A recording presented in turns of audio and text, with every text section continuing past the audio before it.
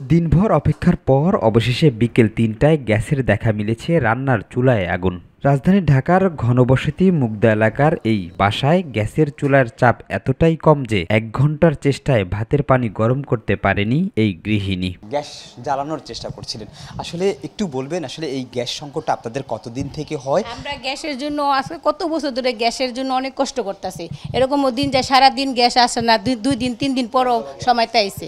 এই গ্যাসের জন্য আমরা সিলিন্ডার ব্যবহার করতেছি। বাচ্চারা টিফিন নিতে চায়, লুচ রান্না করে দেওয়া যায় না।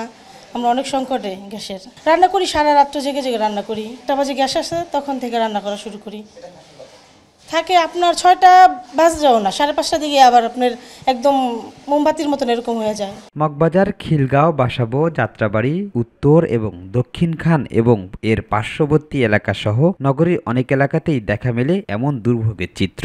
এই মাদ্রাসা মসজিদ গলির ভিতরে সম্পূর্ণ গ্যাস বন্ধ, টোটালি বন্ধ। রাতের বেলা যে গ্যাস আসে মনে কয় না যে এত রাত্র কইরা ওইটা যে আমরা রান্না বান্নাটা করব, মনে যে কি কান্দি। গ্যাস না থাকায় ঘরের গৃহিণীরা পড়েছেন সবচেয়ে বড় বিপাকে। রান্নার জন্য মাটি বা ইলেকট্রিক চুলাই একমাত্র ভরসা। এমনকি সংযোগ থাকার পরও অনেক বাসায় বাড়তি এলপিজির সিলিন্ডার রাখতে হচ্ছে। গ্যাসও নাই, আমরা রান্না করতে পারি না। আজকে ১৫-১৬ দিন ধরে আমরা লার্কি দিয়ে রান্না করি। আমরা গ্যাস পাচ্ছি না বিদায় আমরা ইলেকট্রিকের চুলায় রান্না করি। গ্যাস সংকট নিরসনে কাজ করছে সরকার, পাশাপাশি বিদ্যুতের ঘাটতি নিরসনে গ্যাস সরবরাহ করা হচ্ছে বলে জানিয়েছেন তিতাস কর্তৃপক্ষ। ফিল্ড থেকে যে গ্যাসগুলো উঠে লোকালি, সেগুলো কিন্তু ক্রমান্বয়ে কমতে থাকে।